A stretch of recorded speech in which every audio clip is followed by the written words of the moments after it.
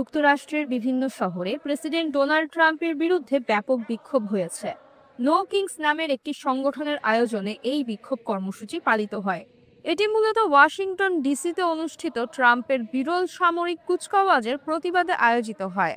শনিবার সন্ধ্যায় অনুষ্ঠিত এই সামরিক কুচকাওয়াজটি ছিল ট্রাম্পের জন্মদিন এবং একই সঙ্গে মার্কিন সেনাবাহিনীর ২৫০তম বার্ষিকীর আয়োজন।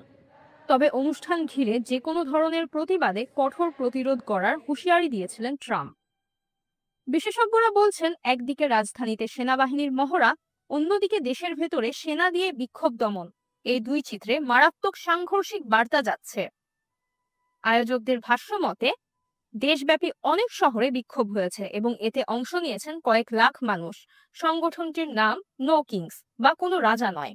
ট্রাম্পের বিরুদ্ধে স্বৈরতান্ত্রিক আচরণের অভিযোগ থেকেই এই নামকরণ করা হয়েছে বলে জানিয়েছেন আন্দোলনকারীরা।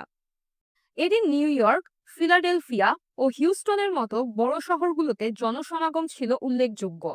এসব শহরে আইন প্রণেতা, ট্রেড ইউনিয়ন নেতা ও অধিকার কর্মীরা বক্তব্য দেন। অংশগ্রহণকারীরা হাতে আমেরিকার পতাকা ও ট্রাম্প বিরোধী প্লেকার্ড নিয়ে উপস্থিত হন। ফিলাডেলফিয়ার লাভ পার্কে আয়োজিত এক সমাবেশে ৬১ বছর বয়সী নার্স কারেন ভ্যান কিয়েস্তে বলেন, আমাদের গণতন্ত্র রক্ষা করা এখন জরুরি।